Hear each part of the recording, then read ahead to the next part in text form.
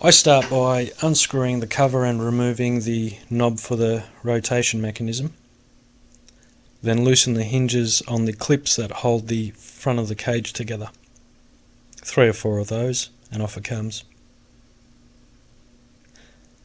Then I loosen the nut.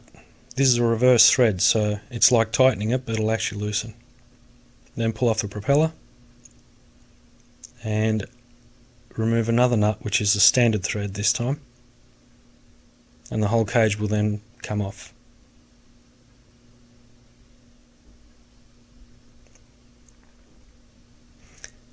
Now for the motor. There are 4 screws in this one. I patiently remove all 4 of the screws.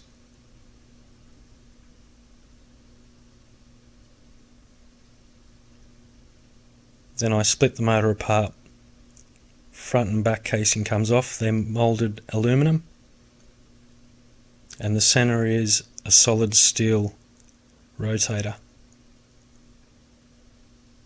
But this is the good part. This is where all the copper is. Now I have got a cable hanging off there with some bits and pieces, so I snip off the wiring with the capacitor on there. Then I start snipping off some of the thread that was used during manufacture. This is a bit tedious, but not difficult.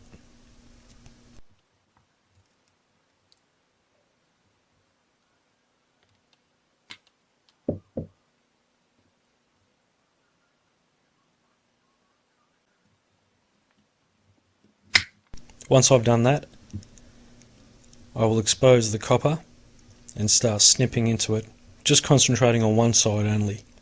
So choose a front or a back side and just start cutting the loops away.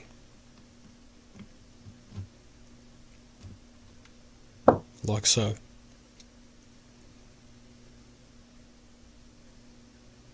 To remove the copper from the core, I just pry it out with a screwdriver or whatever's handy, and it all comes out all in one lump.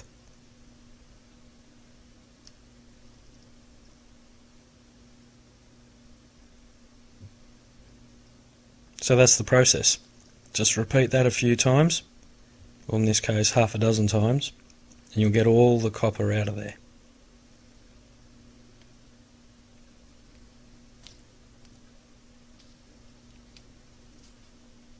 And we're left with clean copper and an iron core. Iron can go in the metal scrap, aluminium can go into aluminum scrap, but the copper is what I really want. Thank you for watching. I appreciate it. See you next time.